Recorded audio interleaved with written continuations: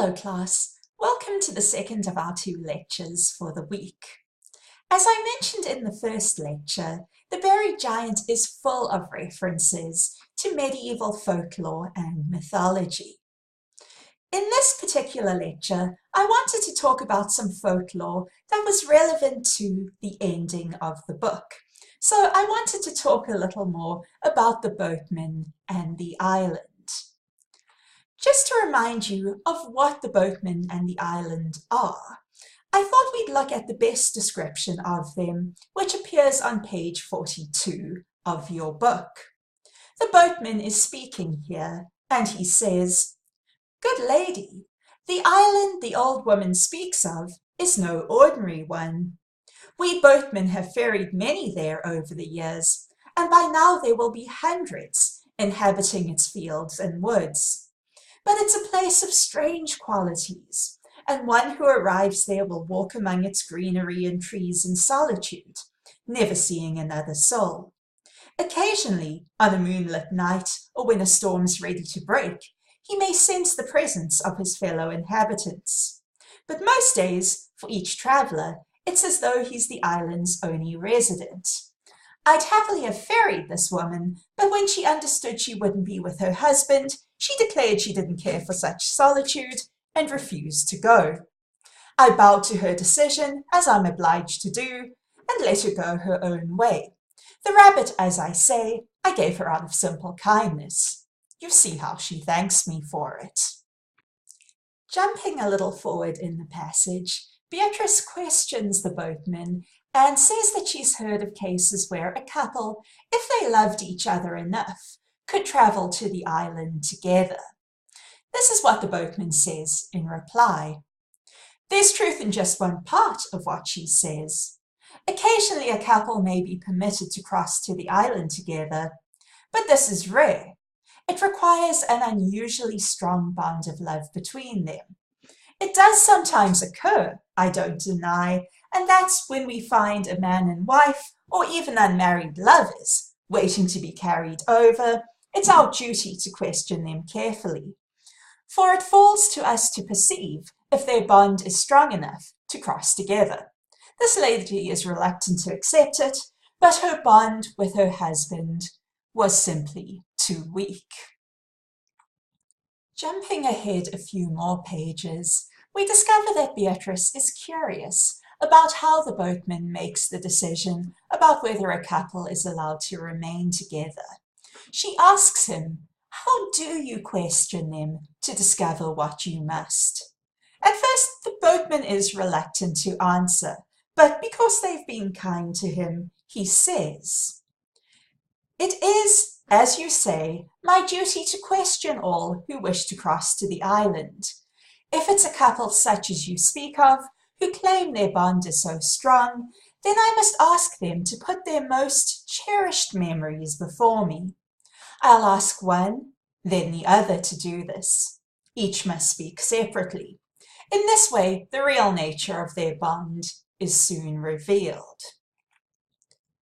So, as I had you investigate last week, the boatman and the island seem to have a special significance. They don't just seem to be an ordinary boatman and an ordinary island. So I want now to explore who is the boatman, what is the island, and what exactly is the journey to the island. If you've ever taken classes in classics or read a lot of Greek mythology, you're probably familiar with the figure on the screen in front of you. It's Charon, the legendary ferryman of the dead. At least at one point, the Greeks seemed to believe that Charon ferried the souls of the dead across the river Styx to the underworld.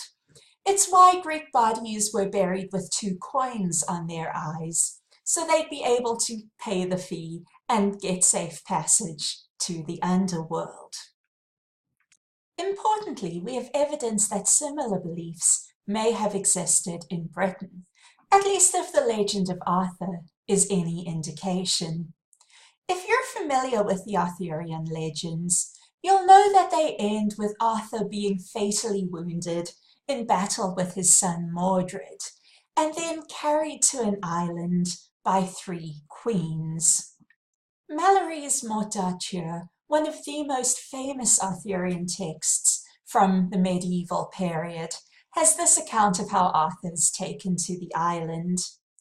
Then Sir Bedivere took the king upon his back, and so went with him to that waterside. And when they were at the waterside, even fast by the bank, hoved a little barge with many fair ladies in it. And among them all was a queen, and all they had black hoods, and all they wept and shrieked when they saw King Arthur. Now put me into the barge, said the king.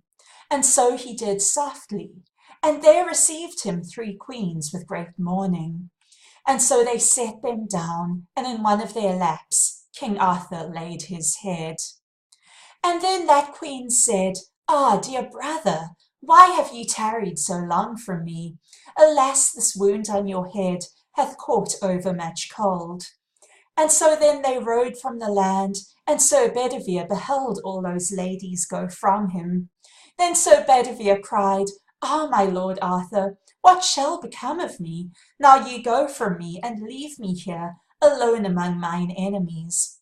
Comfort thyself, said the king, and do as well as thou mayst. For in me is no trust for to trust in. For I will into the vale of Avalon, to heal me of my grievous wound. And if thou hear never more of me, pray for my soul. So, based on this evidence, I think we can pretty safely conclude that the boatman in The Buried Giant is the ferryman of the dead, who transports them from the realm of the living to the island of the afterlife, an island like Avalon, where the dead continue to live on. As a result, it's really significant that the boatman questions people about their memories to determine their love and whether they should be in the afterlife. It forms part of that great theme of remembering and forgetting that we've been exploring this week. Ishiguro then makes memory the ultimate test of love. It's how you remember your partner, your time together, that determines whether or not your love is true and you belong together in the afterlife. Yet, it's really unclear whether Axel and Beatrice pass this test or not. The novel ends on an ambiguous note. Look at the very closing lines. We'll talk more on the island, Princess, Axel says. We'll do that, Axel. And with the mist gone, we'll have plenty to talk of. Does the boatman still stand in the water? He does, Princess. I'll go now and make my peace with him. Farewell then, Axel. Farewell, my one true love. And this is the boatman narrating the final passage. I hear him coming through the water. Does he intend a word for me? He spoke of mending our friendship. Yet when I turn, he does not look my way, only to the land and the low sun on the cove. And neither do I search for his eye. He wades on past me, not glancing back. Wait for me on the shore, friend, I say quietly. But he does not hear, and he wades on. As I say, these closing lines are extremely ambiguous. Beatrice seems confident that they'll end up together on the island, that whatever happened in their past is mended and their love is true. Yet Axel doesn't seem so confident. We see him literally wading through the water after Beatrice and the boatman, as if he's not confident that he'll go with her, as if he feels he needs to bring it about through his own actions. So we're left very unsure about the status of their love at the end of the novel, about whether they'll end up together after all. So I now want to explore these issues through a little bit of class discussion. Go to the discussion board about the end of the novel, and I'm really looking forward to hearing your ideas about it. See you there.